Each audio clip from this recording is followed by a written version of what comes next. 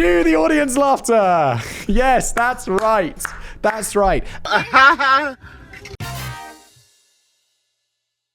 Today's video is brought to you by Surfshark VPN. More on them in just a bit. Hello everybody, welcome back to another episode of Brainblaze. As always, I'm your host Simon. Welcome to the show. I'm here. Kevin writes me a script. I'm going to read it, and Danny edits it. Excuse me, what the? What is this about? The dumbest anime tropes that refuse to go. What? Why would I approve this? I don't know anything about anime. How am I going to comment on this and ruin the video with my banter? Greetings to all viewers. 2 days before writing this video, Simon released a video where he talks about how much he hates mythology, and that if he ever releases a video on mythology, it wasn't his idea. I just am not interested in mythology. I'm like, all right, yeah, so some like old made up stories. Like, I like made up stories. Like, I like fiction books. Do I need to read like old made up stories, which are just generally a bit weird and shit? No, I don't need that in my life. Also, I have no interest in Rome. Like, the amount of content I used to be like, oh, Rome's really interesting. Look at all those leaders and battles and like all of that stuff. Then I made like 700 videos about it. And now when I make a video about Rome, people love it. They still love it. They're just like, look at this video about Rome, millions of views. The reason I make those? Money. The next day, my side projects video was full of stories about ancient gods being absolute dickheads. Indeed, it was not his idea, but he seemed to have a lot of fun reading the incredibly messed up stories that ancient civilizations came up with about the gods they were supposed to be worshipping. If this video is seeing the light of day, it means that I have once again managed to entertain Simon with something you could not possibly care less about: anime. Yeah, I don't get anime. Like, the amount of people, like Kevin and I think we're about the same age, and the number of people like who I follow like on YouTube and stuff who are just like it's always crazy to say they're like middle-aged. I don't think I'm 35. Like, I'm definitely moving in on middle age. But the amount of like young to middle-aged guys like me who are into anime is just like super surprising to me. Because was this something you guys were into at school? Because no one who I went to school with was into anime. Like, if we watched cartoons, it was like The Simpsons. Then at university, I think Family Guy was around, so I watched a ton of that. But like, anime is never like, I don't know why. It's just not been on my radar. I don't think I'd particularly enjoy it. It seems a bit weird. And also, I don't know, it never got there. But it surprises me how many people in my demo are. It's well documented that the deepest internet mystery series, that Simon knows absolutely nothing about anime, and yet I posit that the tropes on this list are so pervasive in culture that he will still manage to be familiar with them. Oh, Kevin. Oh, Kevin, you are overestimating my abilities. Let's play a game. How many of these is Simon aware of? Besides, we cover topics like Theranos and Bernie Madoff on this channel, because on stuff you don't like is fun. It is, isn't it? It's fun. It makes my dick hard. This obviously isn't just, it's like, why is toxicity so entertaining? Why do we do things? And then it's like, yeah, it's just entertaining. It's like Schadenfreude or whatever. Some sort of weird, like, extended turbo version of Schadenfreude. Schadenfreude? Is that how you say that word? You know what I mean, though. Where you, like, feel good because other people feel bad. Weird human trait, right? I don't like that. I always try to fight against that. You should feel good about other people doing good things. It's nice.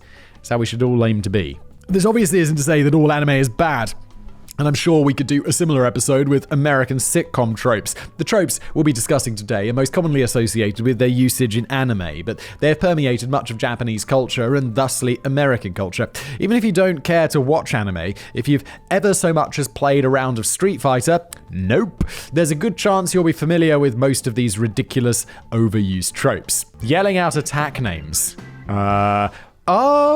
Would this be if I'm doing a karate chop and then I yell, karate chop? That I'm familiar with. Bingo, if that's what this is. Please. Cockshot. A lot of anime is very action-orientated because it targets young males who lack the intellect to appreciate anything beyond a bunch of people punching each other in the face.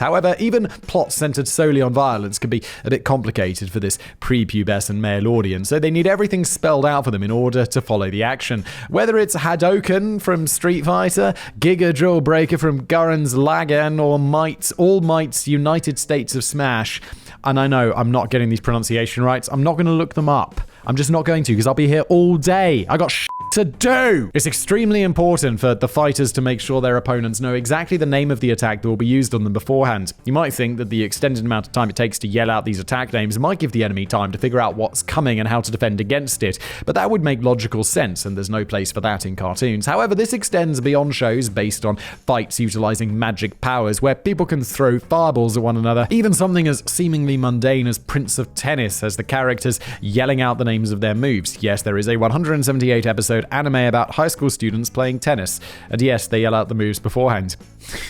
Using a drop shot in tennis can be a highly effective tactic against some styles of player, but since it's an incredibly weak shot based solely on the art of surprise, it becomes much less effective when you yell out that you'll be hitting one beforehand. Yeah, these have been interesting, like the underarm that's not really a drop shot, they're like underarm serves in tennis. I'd never seen this before last year. And then people are like just like,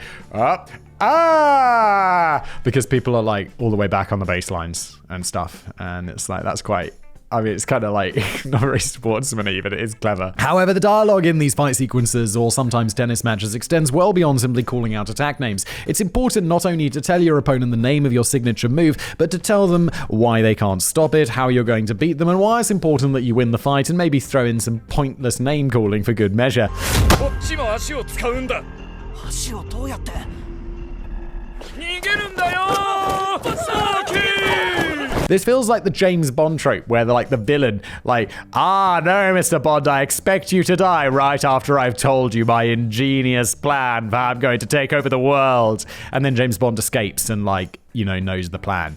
It sounds a bit like that, doesn't it? That doesn't happen in real life. People just shut the up. They just don't talk about it, because why would you? This isn't just some pre-fight banter either. The sequence needs to repeat after every single punch. I don't think any show is more notorious for angering its audience with this nonsense than Dragon Ball Z. The most famous incident is the fight between Goku and Frieza, and the plot surrounding their fight isn't important for us today. If you care, you can just go watch it and they'll explain it to you in excruciating detail. Yeah, hard pass, not going to do that. I don't know what Dragon Ball Z is. I've heard of it. I don't know what the Goku, Frieza. No, I got no idea. I thought Frieza was a show. Wasn't that a sitcom? Frieza? I know it's spelled different, but that's about as far as I know. Well, this is the absolute worst offender. It will give those of you who may not be familiar with this verbose trope some frame of reference for exactly how nonsensical the talking and over-explaining of battles is. Canonically, the fight between these two characters is 5 minutes long. There are many references during the fight to how there is only 5 minutes until the planet explodes. And the actual action scenes likely account for almost exactly 5 minutes. But once you add in all of the unnecessary talking, how long do you think that 5 minutes dragged on for? It lasted for 20 episodes, or approximately 7 hours and 20 minutes of screen time. This is why I'm like, I don't know, you know, I'm sure if Kevin, like he said, if he was explaining the tropes of sitcoms to me, I'd be like, why would I watch that? And yeah, but sitcoms I also don't watch a lot of because they are a bit stupid after a while. Like, I'll start watching a sitcom and I'll be like, it's pretty funny. And then it gets to like season 3 and you're like, this is stupid. Like, there's not a lot of sitcoms that I've started watching, and by the time I finish watching them, I don't just hate them. It's rare. And I also think that's because they'll like spin them out into like 900 seasons and everyone hates them by the end, a la Scrubs. Like, what was that about? It's like, that was a great show. Enjoyed the shit. That was a show that I watched at university. And then it's like, you get to like season 8 or whatever, and it's like, what happens? What happens? Stop it. It lasted for 20 episodes, 7 hours of screen time, and somehow this is one of the most popular animes of all time. All right, let me interrupt today's video to tell you about today's fantastic sponsor, which is Surfshark VPN. What does Surfshark VPN do? Well, they mask what you do online. A VPN, a virtual private network, keeps you safe and private by covering up, sort of like a mask, everything that you do online. When your device connects to the internet, all that information is, in a way, blurred out or encrypted. So anyone who tries to snoop on you won't be able to see what you're doing, which is brilliant, you know? Yeah, it's always nice to have a little bit of privacy. And you know, when you're ISP, knowing what you're doing, I don't know, maybe you're in a country where the government spies on you. Maybe that's more countries than we think. Look, sometimes you just want a little bit of extra privacy. You can also travel the world in just one click with Surfshark. You got this little thing. I don't know, I mostly use Mac or like, what's it called? the mobile Mac. And you click on Surfshark, it opens up, there's a big list, you can choose your country, or if you're not fussy, you can click fastest server, and it basically allows you to connect to any website as if you were anywhere else in the world. So, I don't know, sometimes I'll go to BBC, like read the news, and because I live abroad, I'll get like BBC International, and I'll be like, sometimes I just want to read the British news. So I fire up Surfshark VPN, I go to bbc.co.uk, and it's like, oh look, British news. Yes, I love it. And, you can access all sorts of streaming services and extra options on your streaming services because there's like different rights restrictions depending on country, which, you'll get way more stuff on Netflix. Just jump over to somewhere else and see what's up. So that's what Surfshark basically does. They keep you safe, they keep you anonymous, they give you more streaming options. Sometimes you can find stuff to buy that's cheaper if you're in another country as well, which is pretty great. So, how do you take advantage of all of this wonder? Well, all you need to do is you go to surfshark.deals/blaze, and there's a holiday special offer, 85% off and 3 months for free, which brings it to just $1.97 per month, which is an amazing deal. Again, surfshark.deals/blaze. There's a link below, and now back to today's video. Fan service. In the immortal words of the officer Stanley Hudson, it's called hentai, and it's art. Is The Office a sitcom? I guess it is. I don't hate that yet. I'm like season 6. I think I'm actually watching it for the first time at the moment. US Office. I've seen the UK Office, of course. It's very good. It's very, very good. Am I going to hate that by the end? I think that's one of those ones that people don't hate and they watch again, right? But it doesn't really feel like... Wait, does sitcom have canned laughter? It doesn't, does it? It does. It does. I hate canned laughter. That drove me fucking potty with that show. Not Friends. But Friends was also annoying by the end. Big Bang Theory. Oh my God. It's like the laugh tracks on there, it was too much. And also, then I saw like clips of the Big Bang Theory where they take out the laugh track. And you're like, this show's not funny. This show's not funny. I wonder, Sam, can we add some like canned laughter to this show? Because I think people would find it more funny if there was canned laughter. Because it's probably funnier than the Big Bang Theory, because, I mean, you're starting at 0. So... cue the audience laughter!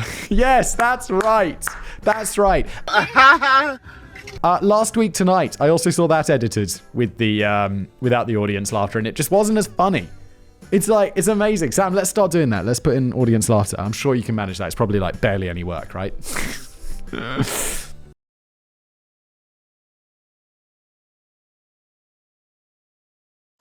Fan service is the polite term used to describe needless and constant portrayal of tig-ol bitties.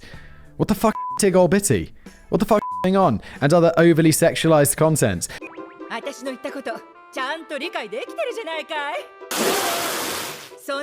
Once again, we see this extend beyond just anime and into other things like video games, such as Tomb Raider. And as far as Japanese video games go, one of the worst offenders is the Dead or Alive series of fighting games. The game was so blatant with why they wanted fans to buy it. The settings menu allowed the player to control how much the girl's breasts would jiggle when they...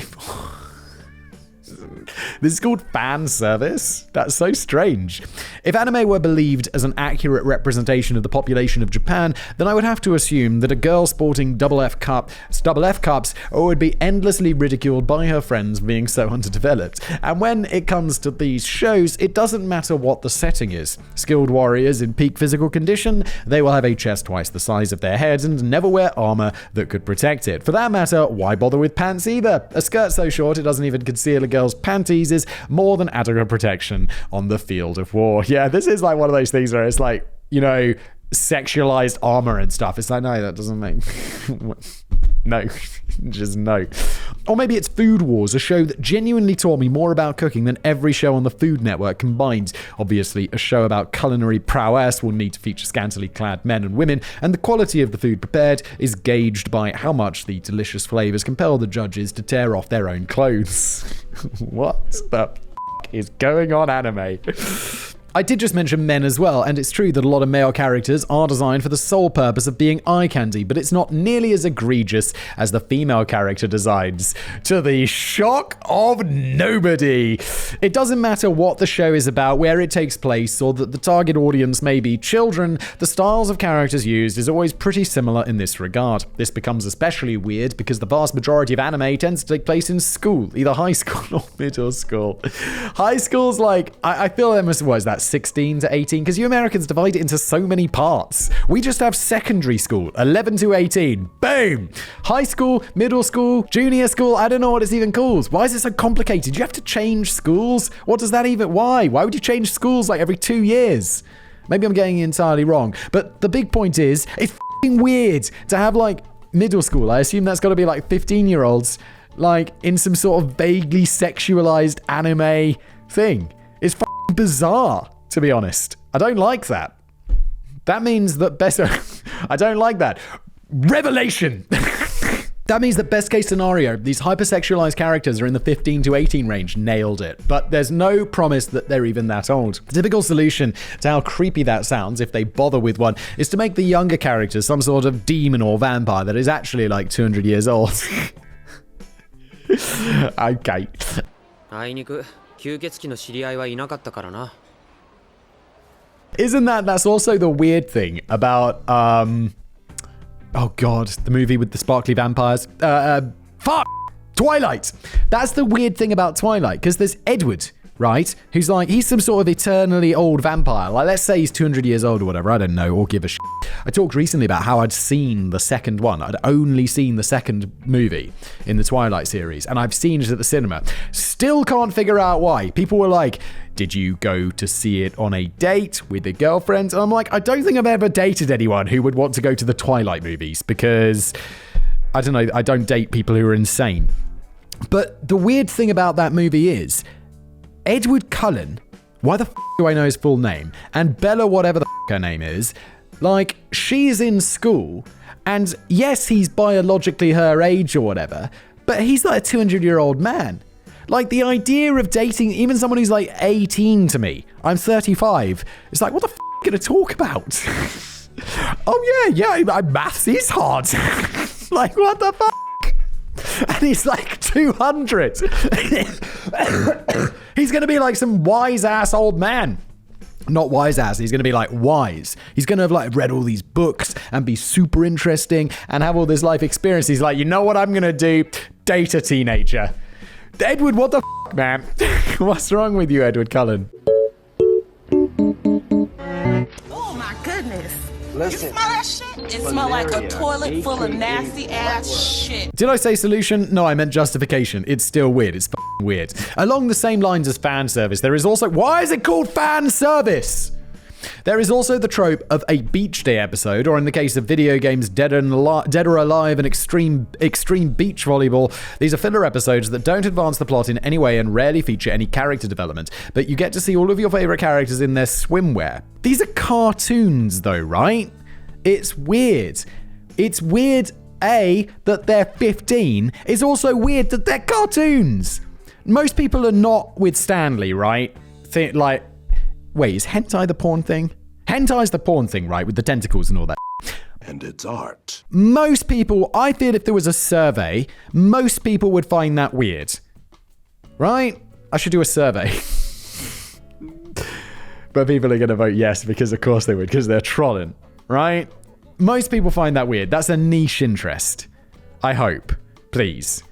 Tell me that's niche. But speaking of pointless episodes, recap episodes. Everyone should be familiar with this concept, as it's similar to a clip show like you've seen on The Simpsons, Friends, or Scrubs. It's that one episode, or that one episode of Community that was a clip show of all the things that never actually happened before. Networks love these episodes because they save money and were easy to produce. Fans hated these episodes because they'd seen all of this material before, so why was the show trying to waste their time playing it again and calling it a new episode? Money. Money. We already said it's money. Though the tactic of a clip show may not be exclusive to anime, holy shit are they the worst offenders. In 10 seasons of Friends, there were 6 total clip shows. In anime, you could get 2 recap episodes per season of some shows. That. Now, like, when I watch a show and it's the clip show episode, I'm like, guess what? I mean, like, shows from the past or whatever, like rewatch, you know, on Netflix or streaming or whatever. And then you're just like, yeah, just skip this one because I've seen it before. And they have some lame setup where they're like, and let's all remember, like, our previous birthdays. I feel like that would be Friends, right? And they're like, pass, let's skip that. I'm not sure why I dropped off watching Community. I really got into Community. Me and my wife were watching it. For some reason, we stopped watching it. I guess it was one of those, like, shows that got annoying. Yeah, probably. I understand the point of these is a little different than a clips show, and they act sort of like a Cliff's Notes version of what's happened up to this point to help the viewers remember, but that's what the previously on Lost is for. That's another. I'm rewatching Lost at the moment. Like previously on Lost. Previously on Lost. That's why we have that. We don't need a clip show to remind us. I have to say, like, even shows like that I binge watch on Netflix where they have that previously on, what am I watching lately? I'm trying to think of a good example. But shows that are complicated, you know, and then they have the recap at the beginning, even though, like, literally I was watching it 30 seconds ago. I'm always like, oh, that's really useful because, you know, I'm small brain. But seriously, how little respect do you have for your audience intelligence to think that after only 4 episodes of a show, they somehow need to be reminded of everything that happened up to that point? Kevin, I do, though. I told him I have a very smooth and small brain, barely any wrinkles. If there's really anything that's important to remind the audience of before getting on with the new content, you can just hit us up with a 30-second previously on. If you don't think that's going to be enough to a reminder, then either your show is too damned complicated, or you think your audience is too stupid to follow along with the most basic of plots. Everyone with glasses is pretentious. Oh, this is a new entry. I like it, Kevin, when you say like subtitle. That really helps me out. That's it. That's the entire trope. If you have glasses, you are, by definition, a pretentious Travels, though, doesn't it? If an anime character that wears glasses is on the screen, there's a 99% chance that their hand is in front of their face with 2 fingers pushing their glasses back up into place to highlight their arrogance and pretentious nature. Seriously, guys, just buy some glasses that fit so you aren't constantly pushing them back up your nose. If you're thinking that's unfair discrimination against the visually impaired, don't worry. Not everyone with glasses actually needs them. For example, the character Jin in Samurai Champloo wears glasses despite having perfect vision and living in an era where bifocals are extraordinarily expensive. Is there any sort of tactical advantage in battle to wearing unnecessary spectacles as a samurai, you ask? Yes, to make sure your opponent knows that you're an asshole who deserves the business end of their blade. Mary Sue and Marty Stu. What makes a great protagonist for a story? A compelling character who should have a lot of depth, something that really brings the character to life. Sherlock Holmes is an arrogant, acerbic, brilliant detective who lives in the shadow of his more intelligent and successful brother and has a penchant for getting out of his mind on opium. The Sherlock Holmes is great. I love the Sherlock Holmes stories. Read the books, seen the TV shows. Love that. Don't be smart, Sherlock. I'm the smart one. I am the smart one. I used to think I was an idiot. Or there's Prince Hamlet, a bitter, sarcastic murderer who literary scholars are still debating to this day whether or not he was actually insane or just faking it. Then there's every anime protagonist ever who are all designed to be a Mary Sue or a Marty Sue. What the is this? This term was coined with regards to Star Trek fanfiction in the 1970s, so obviously it isn't exclusive to anime. However, while these characters are common elsewhere, especially in badly written fanfiction composed by teenagers, they are generally the unintended result of weak or unrefined writing. In anime, it's done by design. Yet when you're doing something that is also in fan fiction, that's not going to be good because fan fiction is just not very good, is it? I'm sure I don't need to explain what a Mary Sue is to big-brain Star Trek fan like Simon. Yes, you do. Why would I have read 1970s Star Trek fan fiction? I've watched some of the original series and were like, this isn't for me. It's too and it's too old. Star Trek The Next Generation is where it began for me. I've seen the first 3 seasons of DS9, but I dropped off because I just didn't enjoy it that much. I love Star Trek, but I really love the Star Trek I love, and then there's some Star Trek that I just don't really care for. 1970s Star Trek fanfiction, Kevin. But for the benefit of any viewers that are unaware, a Mary Sue is an author's idealized self-insertion into their writing.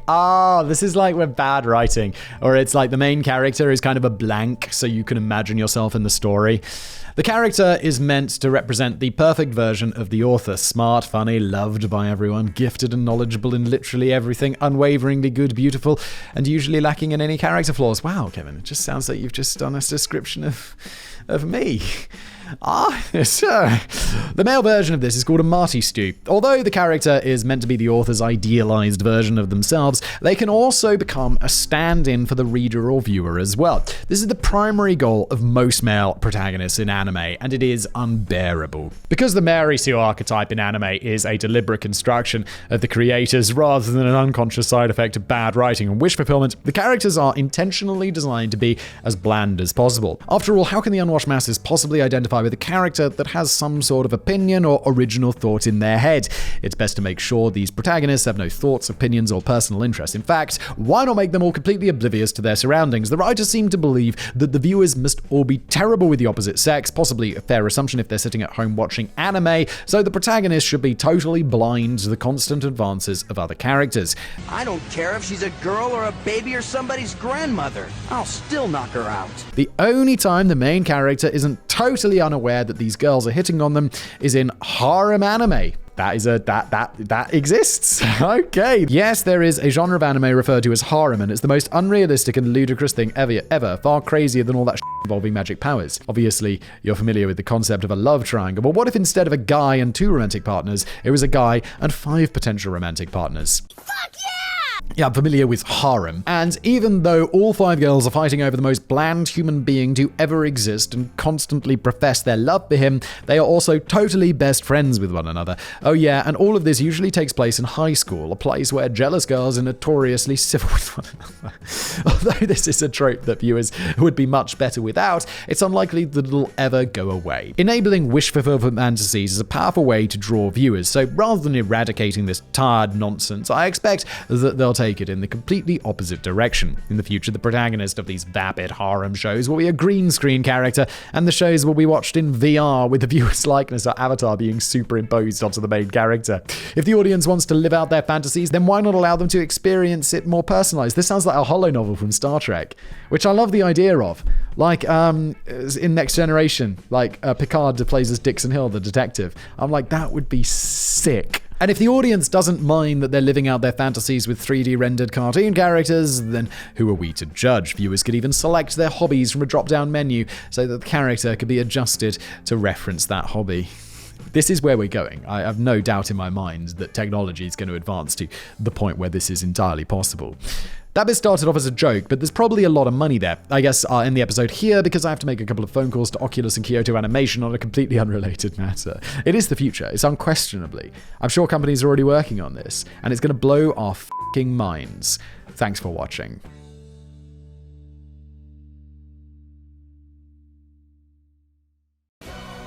You